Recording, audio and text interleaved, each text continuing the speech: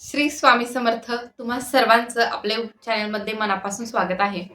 आज मी तुम्हाला परत एकदा 11 गुरुवारांचा अनुभव जो आहे तो तुमच्यासोबत शेअर करणार आहे. बऱ्याच जणी म्हटल्यात की ताई आम्हाला अनुभव ऐकायचे आहेत बऱ्याच सेवेकरांचे, आणि सगळ्यांचे मनापासून धन्यवाद की माझ्या एका मेसेजवरून सगळ्यांनी मला एवढे अनुभव पाठवले. 11 गुरुवारांचे असो किंवा इतर सेवेंचे असो, भरपूर सगळे अनुभव जे आहेत ते माझ्यापर्यंत पोहोचले आहेत तुम्हाला शेअर करण्यासाठी. तर तुम्हा सगळ्यांना मनापासून धन्यवाद. आता आपण एक अशा ताईंचा, ज्या की सानिका दाभाडे म्हणून ताई आहेत, त्यांचा आज मी तुम्हाला अनुभव शेअर करणार आहे. अनुभव अत्यंत भावनिक आहे. कारण की आयुष्यामध्ये जेव्हा संकट येतात, अडचणी येतात, कुठेतरी आपल्याला असं वाटतं की स्वामींनी माझ्या मदतीला यावं, महाराजांनी मला साथ द्यावी. मी महाराजांचं केलंय. कोणताच माणूस जो आहे, कोणती स्त्री पुरुष हा एखादा स्वार्थ ठेवल्याशिवाय सेवा करत नाहीये. तसंच असतं की आपण एखादी सेवा करतोय तर आपली ही अपेक्षा असते की माझ्या अडचणीच्या काळात भलेही महाराजांनी माझी इच्छा पूर्ण नाही करो, पण माझ्या अडचणीच्या काळात महाराजांनी मला साथ दिली पाहिजे, तिथे महाराज माझ्या पाठी उभे राहिले पाहिजे, असं प्रत्येक सेवेकऱ्याला वाटतं.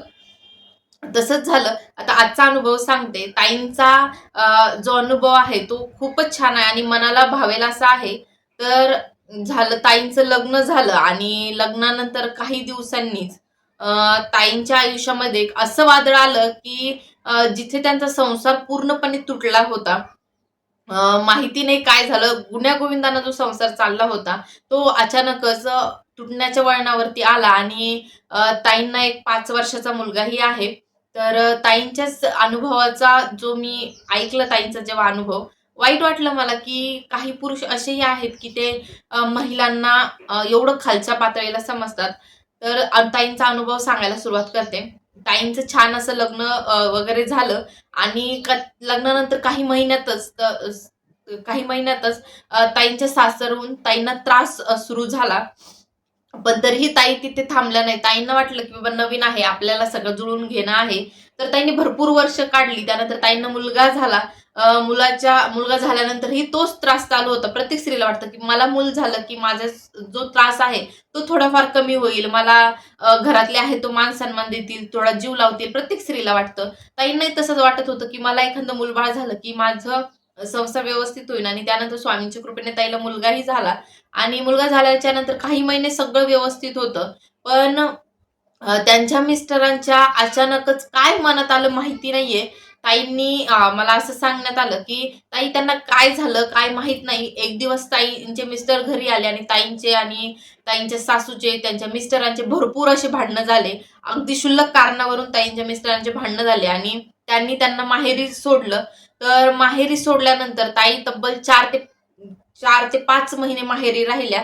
आणि ताईंनाही कुठेतरी वाटू राहिलं, की आता आपण आई-वडिलांच्या घरी किती दिवस राहायचं? किती केलं तर नवऱ्याचं घर हे आपलं स्वतःचं घर असतं. आपला संसार हा असतो. आई-वडिलांच्या घरी राहून किती दिवस आपण निभावणार आहेत? आई-वडिलांना कोणती मुलगी जड नसते. पण एक असतं ना, की बाबा त्यांनाही त्यांचं आहे, मलाही संसार करायचा आहे. आणि ताईंची खूप इच्छा होती, की मला तिथे गुण्यागोविंदाने राहायचं आहे, संसार करायचा आहे. का तर ताईंना त्यांच्या मुलाचं भविष्याचा विचार ताई करत होत्या. आणि ते कोणतीही आई करतेच, कारण की हे योग्य आहे. आपल्या मुलाचं भवितव्य काय आहे? पुढे आपण त्याला कसं वाढवणार आहे? आणि ताई फायनान्शियली कोणत्याच स्टेजवर नव्हत्या किंवा त्या जॉब वगैरे करत नव्हत्या. पूर्णपणे हाउसवाईफ होत्या. आणि ताईंनी माहेरवरनं जेव्हा त्या माहेरीच होत्या, तेव्हा त्यांनी गुरुवारला सुरुवात केली. एक व्हिडिओ बघून त्यांनी 11 गुरुवारांना सुरुवात केली. आणि स्वामींना त्यांनी एवढंच मागितलं होतं, की महाराज मला माझ्या घरी जाऊ द्या आणि हे माझ्या नवऱ्याचं जे मन परिवर्तन आहे ते होऊ द्या. एवढंच ताईंनी मागितलं होतं. आणि जो नवऱ्याने 4 ते 5 महिने बायकोला एक कॉलही केलेला नव्हता. त्या दिवशी थेट नवरा त्या ताईंना घ्यायला पोहोचले ते दादा. आणि तो दिवस होता गुरुवारचा. ताईंचा चालू होता 3रा गुरुवार. ताईंनी मला स्पेशली हे मेन्शन करायला सांगितलं, की ताई माझा कितवा गुरुवार चालू होता. ते गुरुवारच्याच दिवशी आले दादा त्यांना घ्यायला. कुठलाही कॉल नाही. दादांचं काय मन परिवर्तन झालं हे त्यांनाच माहिती आहे. आणि दादांचा मेन म्हणजे स्वामींवर विश्वासही नव्हता. तिथे कुठे दादांचा स्वामींवर विश्वासही बसू लागला.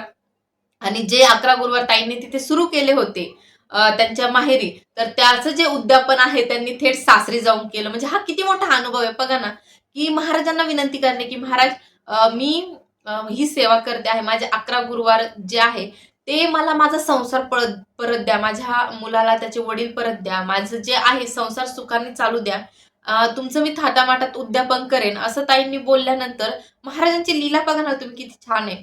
की थेट त्या 11 गुरुवारच्या उद्यापनाला ते त्यांच्या घरी होते आणि त्यानंतर ताईने खूप थाटामाटामध्ये उद्यापन केलं आणि हे ऐकून मला फार छान वाटलं, की 11 गुरुवारांचा चमत्कार जो आहे, तो शब्दात सांगणं कठीण आहे. भरपूर जण म्हणतात, की महाराजांना संख्यात मोजू नका, एवढेच दिवस सेवा करा. तर आपली सेवा ही आपण मरेपर्यंत आहे. पण एक विशेष सेवा जी असते, म्हणजे आता गुरुवार करणे, मंगळवार करणे किंवा पौर्णिमेची सेवा. आता आपण एखादी विशेष सेवा, महाराजांचा प्रगट दिन आहे, पुण्यतिथी, आपण ह्या दिवशी विशेष सेवा असते. म्हणून त्या दिवशी गुरुवार हा आपल्या महाराजांचा वार आहे. त्यामुळे विशेष सेवा गुरुवारी आपण करतो. त्याचा अर्थ असा होतो, की 11 गुरुवार का करावे? त्या दिवशी आपल्या हातून महाराजांची जी विशेष सेवा आहे ती घडावी.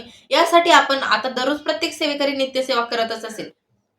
पण गुरुवारच्या दिवशी काहीतरी विशेष घडावं म्हणून आपण हे 11 गुरुवार करायचे असतात. तर तसंच ताईंनीही केलं आणि आज ताईंचा संसार सुखाचा चालू आहे आणि मेन म्हणजे ताई ज्या आहे लवकरच आता नवीन दुसऱ्या बाळालाही जन्म देणार आहे. ताईच्या त्या बाळालाही खूप आशीर्वाद आणि हा अनुभव जेव्हा ऐकला, की महाराजांनी संतान प्राप्ती तर दिली, शिवाय ताईंचा संसार सुखाचा केला. ताईंना सासरीने घेऊन गेले आणि मेन म्हणजे त्यांच्या सासूच्याही मनामध्ये खूप परिवर्तन झालं. आज त्या दोघी खूप छान राहतात. ताईंनी मला एक सांगितलं कॉलवरती, की ताई जिथे माझी सासू मला बोलायलाही म्हणजे त्यांना माझ्याशी बोलायलाही आवडत नव्हतं. आज त्या बाईचं माझ्याशिवाय काहीच होत नाही. म्हणजे त्या मला विचारल्याशिवाय काहीच करत नाही. म्हणजे एवढं मन महाराजांनी त्यांचं परिवर्तन केलं आणि त्या ज्या त्यांच्या सासूबाई त्याही त्या सुनेसोबत स्वामींची छोटी-मोठी सेवा करतात, आरतीला असतात. हा खूप मोठा अनुभव आहे आणि मन परिवर्तन होणं स्वामी सेवेने म्हणजे हा खूप विलक्षण अनुभव आहे ताईंचा आणि ताईंना मी ताईंसाठी प्रार्थना करेन, की तुमचा संसार असाच छान फुलासारखा फुलू द्यावा म्हणून. तुम्ही ताईंसाठी प्रार्थना करा. कमेंटमध्ये श्री स्वामी समर्थ लिहायला विसरू नका. हे 11 गुरुवारांचा चमत्कार खूप छान आहे. सगळ्यांना कळकळीची विनंती, की 11 गुरुवार आयुष्यात एकदा करा. खूप अनुभव येतात. खूप म्हणजे सांगायला जागा नाहीये, की बऱ्या म्हणजे मला 11 गुरुवाराचे जे मी 11 गुरुवारांचा व्हिडिओ टाकला होता, की अनुभव त्या ताईला संतान प्राप्ती झाली. त्यानंतर एवढे 11 गुरुवारांचे अनुभव आले. मला वाटलंही नव्हतं, की 11 गुरुवारामुळे इतक्या सेवेकऱ्यांची कामं झाली असतील, इतक्या सेवेकऱ्यांना अनुभव आले असतील. तर तुम्हालाही 11 गुरुवाराचा काही अनुभव आला असेल तर कमेंटमध्ये नक्की सांगा किंवा तुम्हालाही अनुभव शेअर करायचा असेल तर नक्की मला इन्स्टाला मेसेज करा. साक्षी लाईफस्टाईल इन्स्टाला आपली आयडी आहे. तिथे मेसेज करून तुम्ही तुमचा अनुभव सांगू शकता. व्हिडिओ आवडला असेल तर नक्की लाईक, शेअर, सबस्क्राईब करा. कमेंटमध्ये स्वामी समर्थ लिहायला विसरू नका कारण की तेही आपलं एक नामस्मरण आहे आणि सेवा करा, सेवेकरी व्हा. श्री स्वामी समर्थ.